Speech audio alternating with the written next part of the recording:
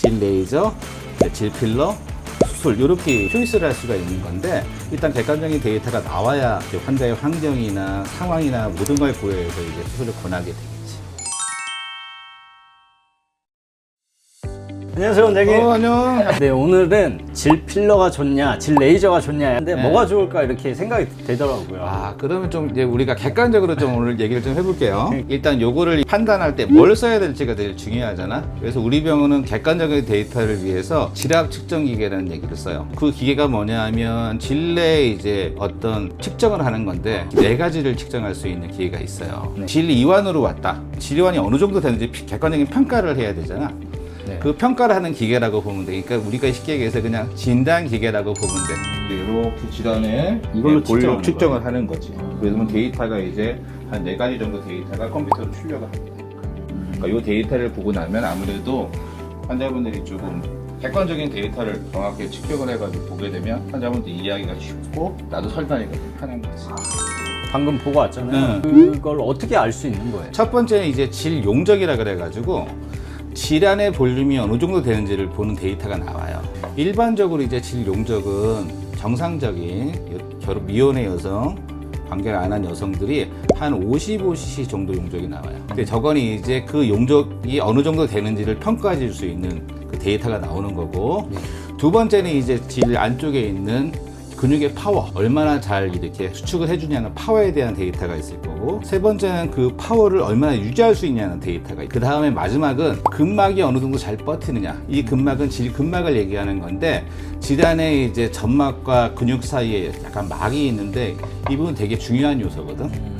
우리가 흔히 질환의 저항도라고 하는 거죠. 쉽게 얘기해서 속된 말로 좀 꽉 조여주는 여성이 있는 반면은 어떤 부분은 좀 스무스하게 그냥 훅 들어가시는 분들이 계시기 때문에 그 4가지를 측정할 수 있는 기계라고 보면 돼. 그 데이터를 가지고 있다 양PD가 궁금했던 거, 질 레이저, 질 필러, 수술 이렇게 초이스를 할 수가 있는 건데 일단 객관적인 데이터가 나와야 이제 환자의 환경이나 상황이나 모든 걸 고려해서 이제 수술을 권하게 되겠지. 그럼 질 레이저는 어떻게 시술되나요? 우리가 병원에서 쓰는 장비들이 몇 가지가 있는데 크게 3가지 종류가 있어요. CO2 프락셀 레이저라 그래가지고 질 안에 이렇게 레이저를 빵빵빵하고 쏠 수 있게 어떤 프루브 모양으로 나오는 게 있거든. 그 밑에 얼금약 레이저가 있어요. 질환을 360도 돌아가면서 점막하고 근막을 탄단하게 해주는 레이저라고 보면 되고, 세 번째 이제 가장 요새 많이 쓰는 게 RF 고주파를 가지고 우리가 히팅을 줘가지고 근막과 점막을 이제 좀 도톰하게 해주고 탄력있게 해준다. 이렇게 3가지 정도가 대표 선수일 것 같고, 우리 병원에는 지금 RF 장비가 있습니다. 제일 최신. 그렇지. 당연히.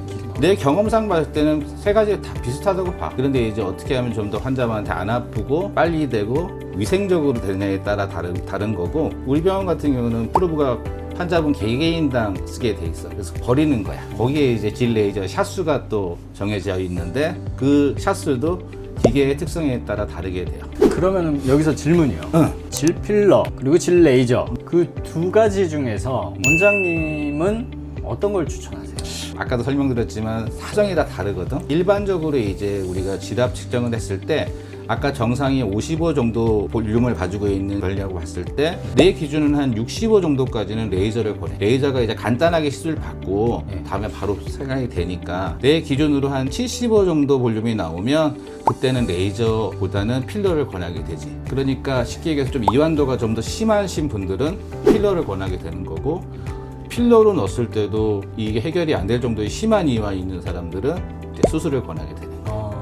그럼 만약 같이 하게 되면은 더 좋은 효과가 나나요? 그렇죠. 시너지 효과가 있을 수도 있죠. 이제 그러니까 이제 상담 받을 때 네. 어떤 생활 패턴 그리고 입장을 다 고려해서 시술을 하게 돼. 그러니까 레이저 시술은 한번 이렇게 해가지고 한 방에 되는 경우는 거의 없고 보통 2, 3일을 시행하게 되고 유지기간이 이렇게 오래 지속할 수는 없거든.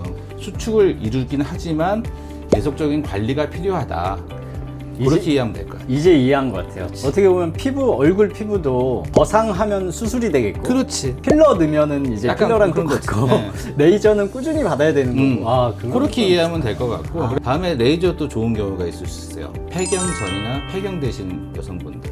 호르몬이 좀 떨어지시거나 폐경 전 되게 되면 되게 건조하고 좀 마르단 말이죠. 그런 분들 관리 차원에서 레이저를 받으면 좋은 효과를 볼 수 있어. 수술도 되게 궁금해요.